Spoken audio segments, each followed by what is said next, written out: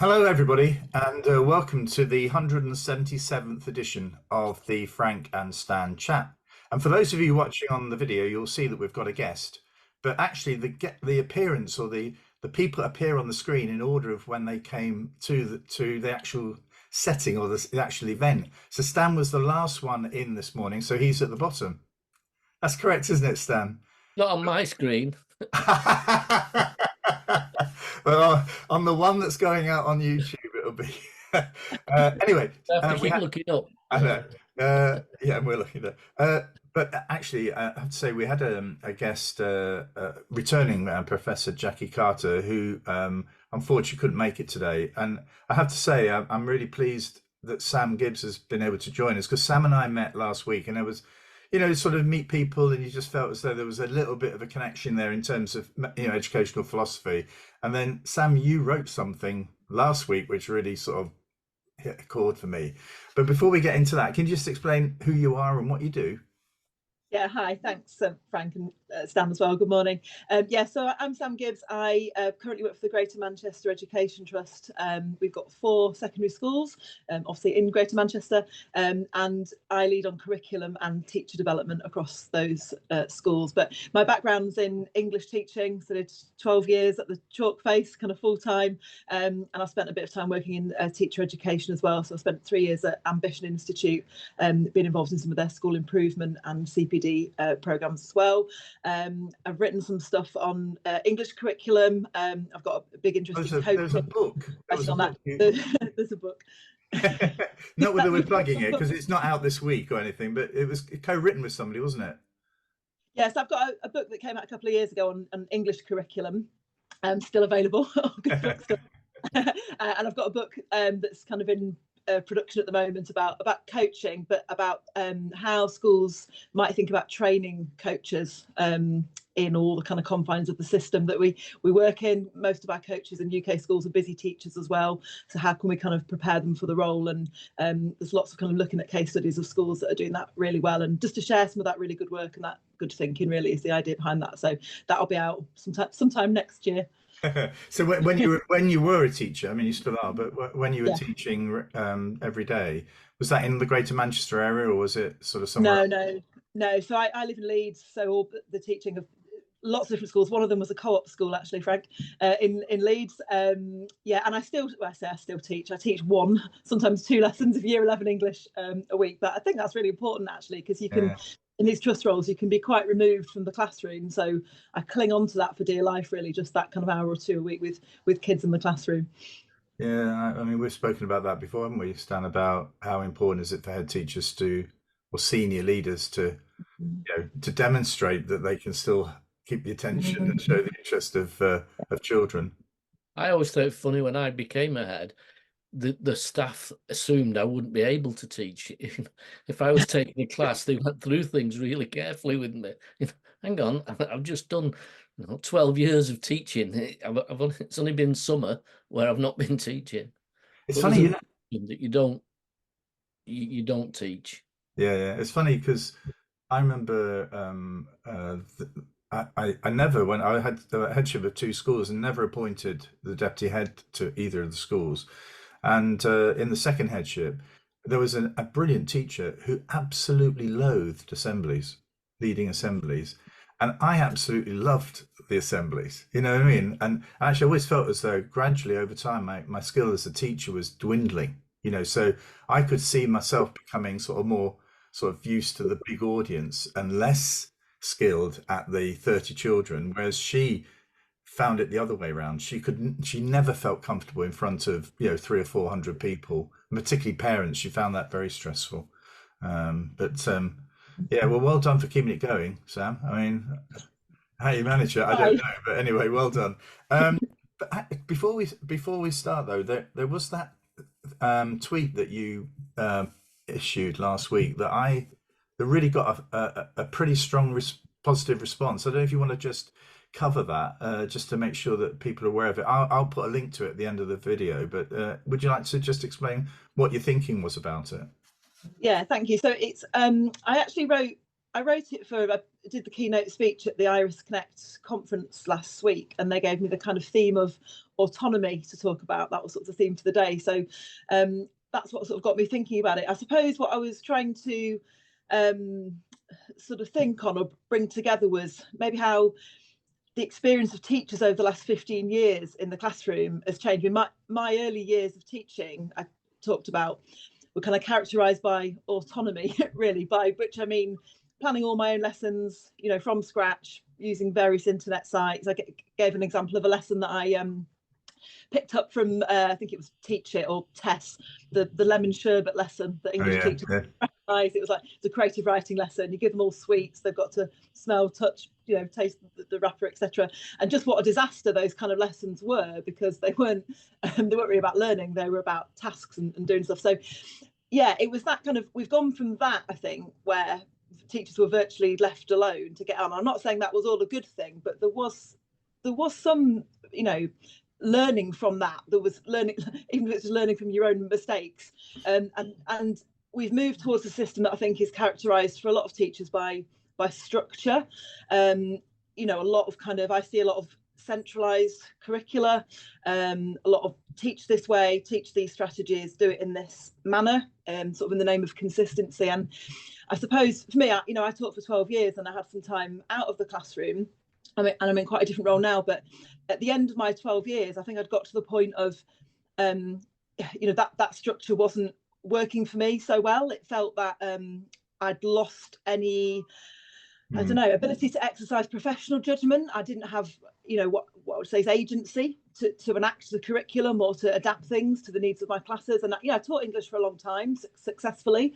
And a lot of the things I was being asked to do just didn't seem to sit well with my subject. And, you know, particularly in English, lots of discussion, lots of oracy is really key to how you make meaning in the subject and co-construct meaning with others. And it just seemed to be at odds with that. So I was kind of playing with this idea of, you know, the pendulum swing from so much autonomy to so much structure. And then in the context of a retention crisis for teachers.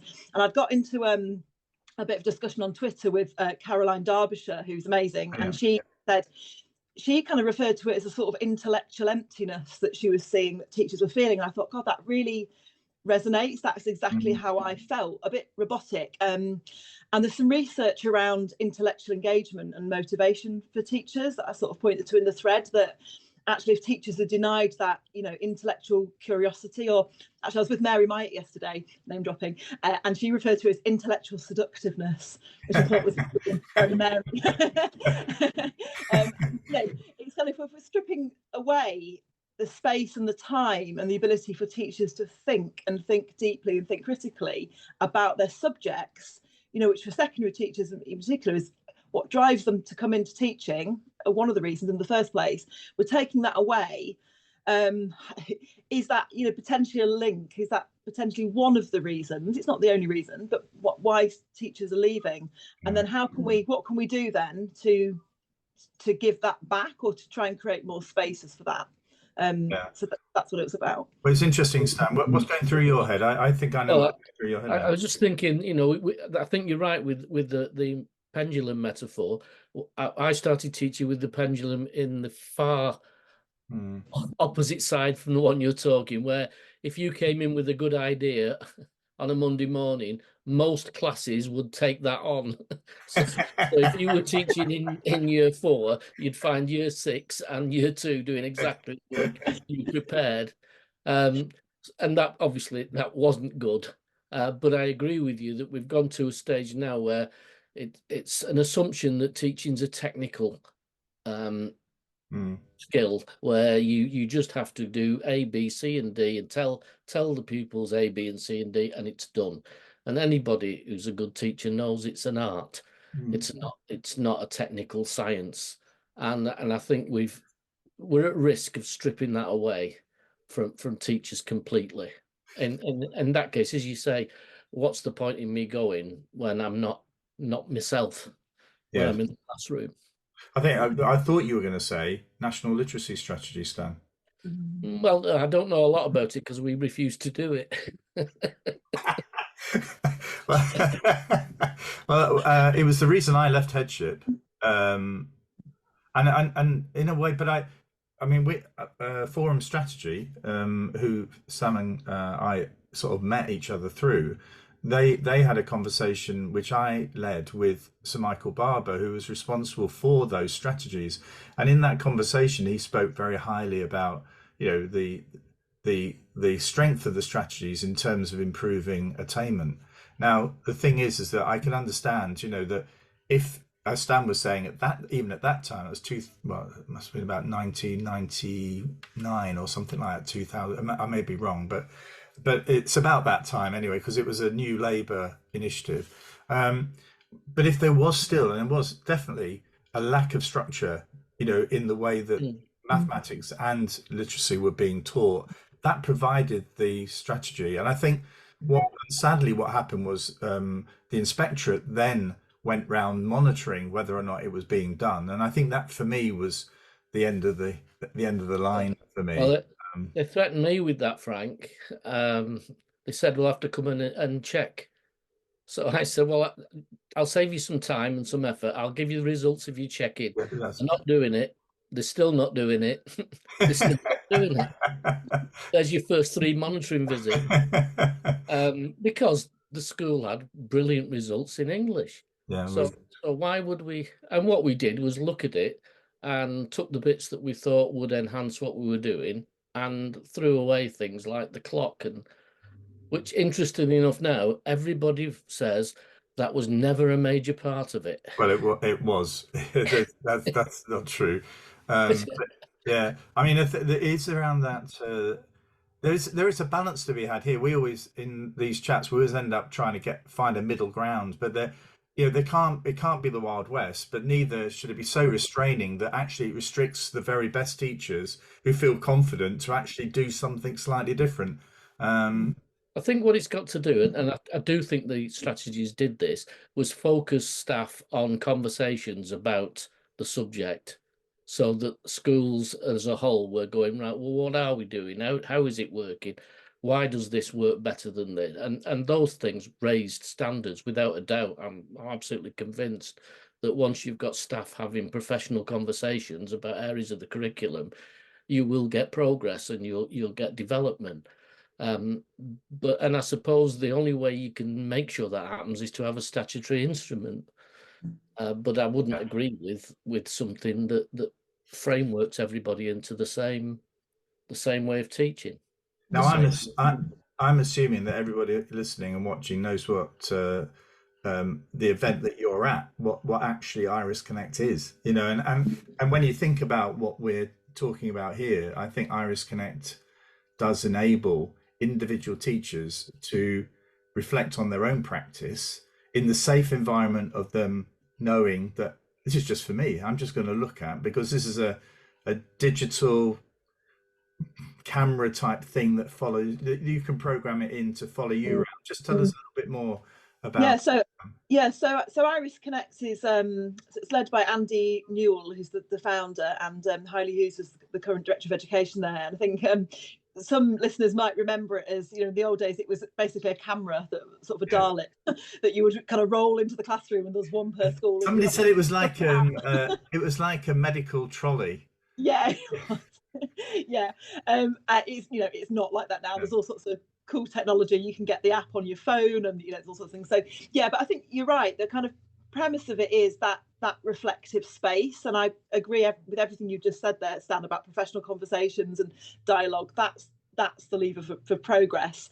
And it's like we do all these things just to try and avoid the need for teachers just to sit down together in groups and actually talk to each other. So yeah, Iris creates that space. Essentially, teachers can video their own lessons. They've got ownership. They've got agency over how those videos are used and shared. So nobody can watch that video unless the teacher sends it to their coach or to whoever they want to look at it. And there's loads of stuff it can do. You can, you know, there's some things it does that, you know, in busy schools, it's not always easy to find the time to meet and give feedback. You might have timetable clashes, that sort of thing. You can give live commentary, live feedback as a coach or a mentor on a lesson. You can edit, you can sort of star thumbnail moments that you want to feedback on. They're doing some really cool stuff with AI as well at the moment. So we were talking, the event I've been at for the last couple of days is really discussing all things professional development but with a particular focus on what that looks like in the future. And they were feeding videos of teachers into the AI software, and then it was generating, within seconds, this kind of really detailed feedback. But we were talking about as well the dangers of that, in the wrong hands and with the wrong intent, that could become another problem where the pendulum, swings again. But yeah, where it's being used well, we're using it in my trust. We've got licenses for numbers of staff in all of our 4 schools, and next year we're going to get licenses for everybody. But where it's being done really well, it's people within those schools leading it really thoughtfully and really carefully, and thinking about how it's implemented, and understanding that not all teachers want to film themselves from day one immediately and feel safe sharing what they filmed. So how it all comes back to culture. How do you create the culture where teachers feel safe? They're not going to be judged. They're not kind of performing for some mad accountability metric, but it's genuinely about their development and their reflection on their practice and their improvement. And that comes from having leaders that create those spaces and think about it in those ways. So where Iris is working really well in our schools, where it's starting to work, quite new to it, that kind of stuff is happening. It's not just day one, everyone's filming, off you go. Yeah, that certainly was the case in the co-op, where I thought when I left we had over 20 schools. We had that Iris Connect in all of the schools, but in some schools that had longer with it, it was more embedded. So I don't know where it is now, but I've always felt so that felt to me a much better way. If you could prove that you were taking your professional development seriously, it moves the dial quite significantly for performance reviews in terms of the things you talk about. So it just changed it. The balance moves towards the teacher or the professional as opposed to the line manager. It's the technology though, Frank, that's made the difference, because I remember going over to the States to look at NQTs, and they had to create they had to video themselves and do a reflective piece on it, and I thought this was really good stuff, and said so how do you set up a camera and thing in those days? How do you set up a camera in your classroom? And this NQT in America just said, well, the technicians do that. Yeah, the technicians that are in our primary schools that set up cameras for you. Sam, can you?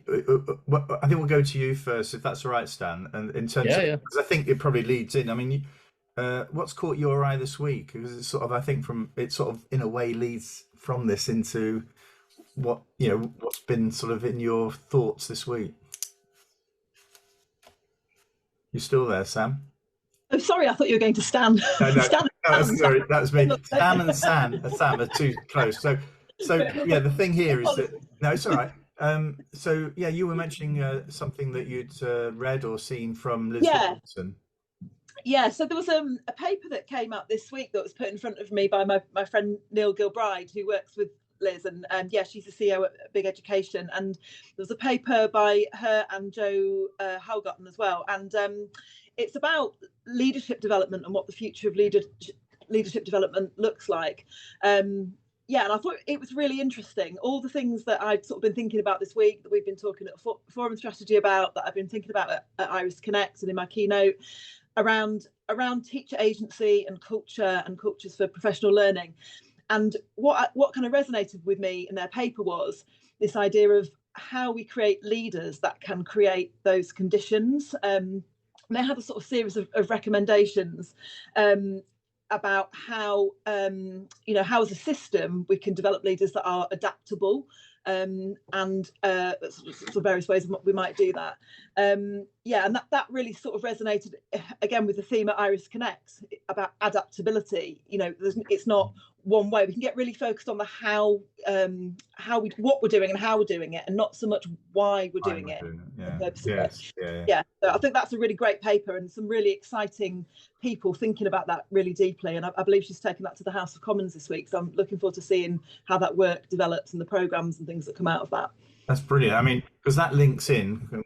I'm coming to me now, Stan, because I'm going to. All right, just ignore me, Frank. No, but I saw a paper called the Marketisation of School Leadership Qualifications, which was published by three academics at Manchester University. And I think, Stan, we've spoken a little bit about the danger. Well, this was around the dangers, the lack of flexibility for the individual here. This has been a theme, hasn't it, really? You have a program, everybody's got to follow it.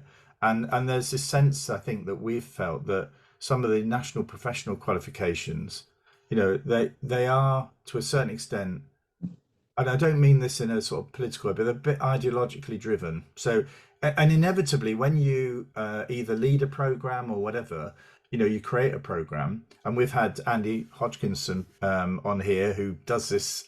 I saw him a couple of weeks ago. He does this for his living, really creating programs like this in order to meet requirements for the UCL in London. So I was talking to him about it, and there are things where he needs to actually do something because it's in the criteria for getting the award, but then finding a way in which there's flex to enable the individual to give a perspective which perhaps is slightly different to the criteria. And I think that the government's created this National Institute of Teaching, which is made up primarily of some of the bigger trusts like Starr, Harris, Outward Grange.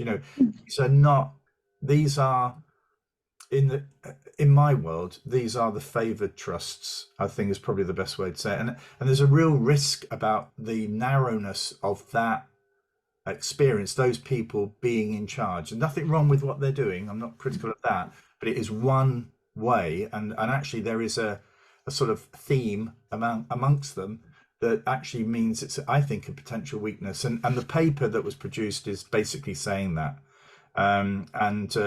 The professional agency has been lost a little bit, and that's why I think places like Forum Strategy and the event we saw is really helpful. I didn't have any criteria. I was just asked, turn up, talk about this. I didn't know whether it was going to offend anybody or whether it was on message, but actually that is part of, I find that the benefit of really strong professional leadership, where you have to sit through something which you don't actually agree with, but you've then got to unpick, well, why don't I agree with it? So I think there's problems here about restricting the range of providers and all of that. Yeah, I think it speaks to a bigger problem in the system that Liz and Joe pick up in their paper, and we've talked about here. And it's around, do we measure what we value, and when the metrics come to define the performance. So one of the problems for me with the way that the performance of trusts is measured is that the metrics are defined in some of the ways that you just talked about. So I'm a deputy chair for a national group of CPD leaders that I work on with Tracy Goodyear and Chris Baker. We've got about 170 members in that group, people in similar roles to me who lead professional development across trusts. In fact, you must come and speak to us. I'll get you booked in before we before we finish. And we talked about this the other day. It's like what models are there in the system for what good quality professional development looks like within trusts? Because at the moment, in the trust quality descriptors, it's measured by the amount of staff that you've got on MPQs. Now that is, and Liz and Joe talk about this in their paper, that's one metric, but you could really go down sort of that rabbit hole. If that's the only metric that you're working towards, and you've just pointed to some of the issues, and there are many good things about those programs. We've got lots of staff on them who are getting lots of, but if that becomes the definitive end of professional development for teachers, then we've got a problem. And if trusts start working towards that as the end goal, that's really narrow. That's really narrow. So that's problematic. So the metrics and the performance measures, that speaks to a wider problem. There was something this morning actually from the Education Policy Institute that's just come out about whether they've created a kind of online tool to look at how we measure trust performance sort of in a more rounded way. So how we consider things like inclusion. So those trusts that are favoured, like how inclusive are they? But I think, things like it's moving in the right direction. I think that those kind of conversations are happening. And like with my thread, it's almost like these things feel contentious to talk about, giving teachers agency, having an inclusive system, the way trusts behave, to each other.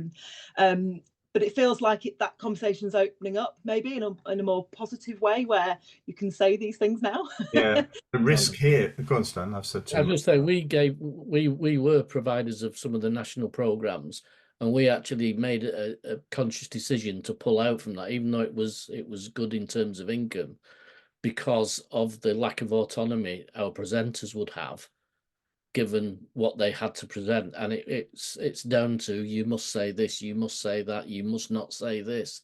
Yeah. And we just felt that we would lose credibility with the teachers if we were running to a script that we didn't 100% believe in. And of course, my big thing all the time is there's no context to this. So if you're in a 2-teacher primary school, or you're in a 4-form entry, you're supposed to do the same training and the same understand, and it just doesn't make any sense. Yeah, It's got to be contextualized in future. 100%. Okay, Stan, what's caught your eye this week? Well, this is a bit different, but it'll lead into the same conversation, I suspect. And it was actually started by reading the grief that Liverpool fans were feeling about the fact that Jurgen Klopp has announced he's leaving in the summer. And I understand that, and I understand it from, the same thing happened at United when Sir Alex Ferguson announced his, and there was a dip in form, and everybody, and United, you could argue, have still not managed to plug that gap. And Liverpool, I think, now will be scraping around trying to find somebody who can take the lead from that. But it will change the culture of the club. And I thought then, well, what about in schools when a head teacher goes, or a main leader goes out of a school? The culture must change, and the stress on the staff must be quite significant. I have to say, when I left headship, I didn't consider whether I was causing stress to all my staff. It was not so much a selfish move as a move part of my career, but also because I felt as though I'd done everything I could do in that school, and the holes that were still there were for somebody else to sort out. But then I looked at how many head teachers are leaving, and it's a phenomenal amount. 1,709 in September 23. So when they looked at the figures in October, which would obviously be the time for people resignation, it's 14% higher than it was pre-COVID. So that's a significant increase. And some figures in 21-22, 1,615 left for reasons other than retirement or death. So people are going, and of those, over half left education completely. Now, we can't replace at that rate. No. And well, let's be fair, we can't replace with the quality. And I know when I was an advisor in Lancashire, one of my big fears for smaller schools was internal promotion, because nobody else applied for the job, and people put themselves forward for the job because of their love of the school, and for all the wrong reasons in a way. And I suspect that's what it's like at the moment generally, that people who wouldn't necessarily have applied for the job yet are applying for it early because the job's there and nobody's filling it. And I wonder then about the culture of organisations. Are we going to change culture? Are we going to get people to think differently? I've got a conversation next week with a colleague, a researcher in Stavanger, and her PhD is looking at how you successfully transition from one CEO to another.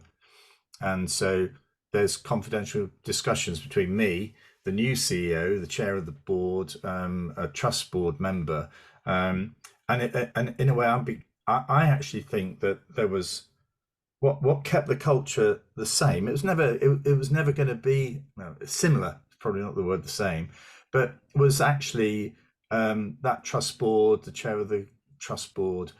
Actually, they knew what the culture was. They knew what the principles and values of that organisation were, because it was bigger than the Co-op Academies Trust. It was the co-op, and he was a co-op employee. So there was that sort. I think this is why it's quite an interesting discussion, because there is a sort of like a a body that's actually like you know, in a way we were a moon rotating around the earth, you know, so we were always never able to just fly off, you know, we were always focusing in on the earth. The earth was much bigger than us, and as such, you know, the new person I think always felt as though that, like me, there were things I wanted to do differently, but actually I couldn't, you know, and in a way that was part of the deal, you know, that because they were, the two things had to be inextricably linked, both in the way that they were, but also the culture that they had. Now that's, I think, quite an unusual position, you know, because a lot of organizations can say, we've got a new CEO, we're flying off in a different direction now, and then there's that dissing, isn't there, of what the former person did,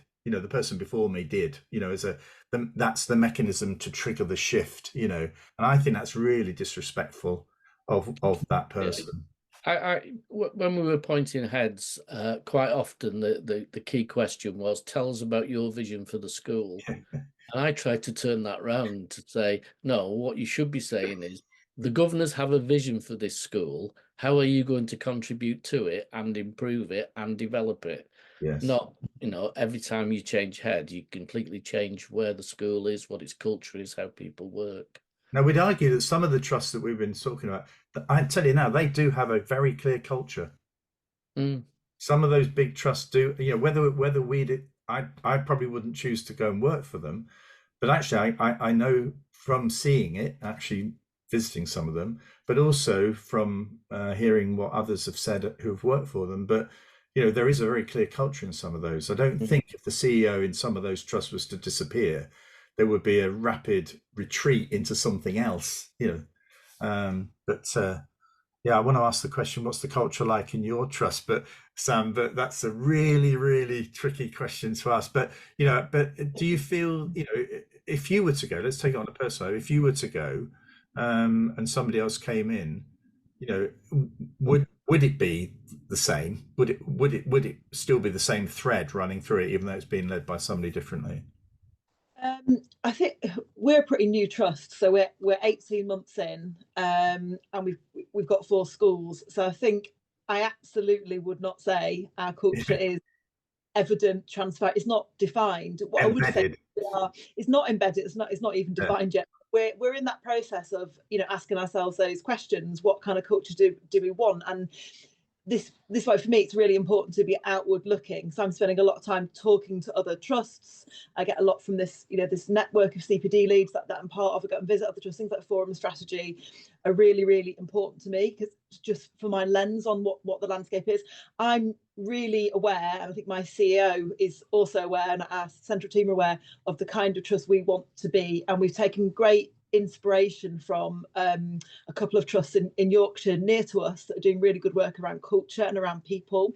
We've done some work with a couple of CEOs who have got that culture really well embedded and have been really professionally generous and shared things, offered us things to do that. So yeah, we're absolutely not there yet. I think for me though, and we had a visitor into my trust the other week, and she came to a couple of our schools and spoke to staff across 3 of our 4 schools, and she fed back to me afterwards. She said, I've just had the best day. She said, every school that I went to, everybody I spoke to was just so warm and welcoming and generous and so reflective and so willing to speak to me. She's a literacy specialist, and wanted to have those conversations, and we've swapped numbers and we've swapped emails. And I met with my CEO last week, and I said, isn't that amazing when somebody comes in? That's the barometer for culture, that a visitor feels like that and gives that kind of feedback across our schools. So for me, I don't see our role, me, our CEO, anyone on our central team, the role is not to say we've decided the culture is X, therefore everybody has to behave like this. We are clearly, there are some things that are working brilliantly and make our schools really lovely, special places. So for me, it's about capturing that, what is going on that's brilliant, kind of, I don't use the word codified, but sort of defining that in some way. So what is it? What are those kind of principles and competencies and behaviours of the staff that we've got where that's working, and how can we capture that, and how can we get more staff like that? And really importantly, how can we keep those staff? So culture, I don't think is a thing that you just impose. So much of it is there, but obviously as a trust, we've got to have a trust culture as much as we've got to let the schools maintain and develop their own individual cultures in their context as well. And that's a tricky thing to do, because you don't want to take anything away unless it's bad and not working. So it comes back to that balance, doesn't it? Again, we started off talking about structure versus autonomy, and that, I guess, they're the discussions we're having at the moment. But we did have a trust come in to speak with us and do some leadership work with us just before Christmas, and he said the point at which their trust turned a corner was when they decided that the identity of the trust was more important than the schools. And I saw a couple of my heads go, but actually when we discussed it afterwards and thought on it, that is really important, because their recruitment and retention figures book the national trend. You know, they're keeping people because people want to go and work for that trust, because they see the culture is something they want to be part of. So that's our sort of aspiration. We're clear that's the sort of trust we want to be. We want to focus on people, on staff, on developing great people, and it's just about my role now is enabling that through the way that I think about curriculum and professional development and building expertise across our schools. So yeah, long answer to your question. No, that's great. We're not there. And you avoided, it was a crass question, so I apologize for that. What I think is, I remember a senior person from a professional football club asking me how we want to we want to see the same culture that's in your school in our club. How do we do that? But I would also say a conversation with Mike Rotherham, Dr. Mike Rotherham, might be very interesting for you, because he's got a lot of work he did with the England women's cricket team on developing a culture and having joint values and things that we will do, things that we won't do. And it's a really interesting conversation, even if it doesn't make massive changes to the school. It strikes me as a way of not so as establishing a new culture, but establishing that a new culture will develop. It's that, we are changing, and these are the things that we are going to do, and these are the things that we're not going to do as a group, not somebody dictating it, but as the group, what do we think? Well, I'm going to stop it there, because we're nearly getting to 40 minutes. Unbelievable, isn't it? Unbelievable. And we normally last 30. So it's been a great chat, Sam. Thank you very much. And I think the phrase professional generosity is something that you've referenced quite a few times today. And I think that's probably been a theme for many of our guests, who basically are not arrogant. They don't have a set way of doing it. They just want to open up and explain their position. So I think you've done that very well today, Sam. So thank you for joining us. And I think we're back next week, aren't we, Stan? I think we are. Yes, we are. Yes, we're back next week. I told you many times. It's the weekend. My life as tomorrow, yesterday, and today. And anything beyond those, I have no idea. Next week we are back, but the week after we're not. We have our half-term break then. So anyway, thank you for joining us, and thank you, Sam, again. And we'll see you all next week. Bye-bye. Thank you. Bye.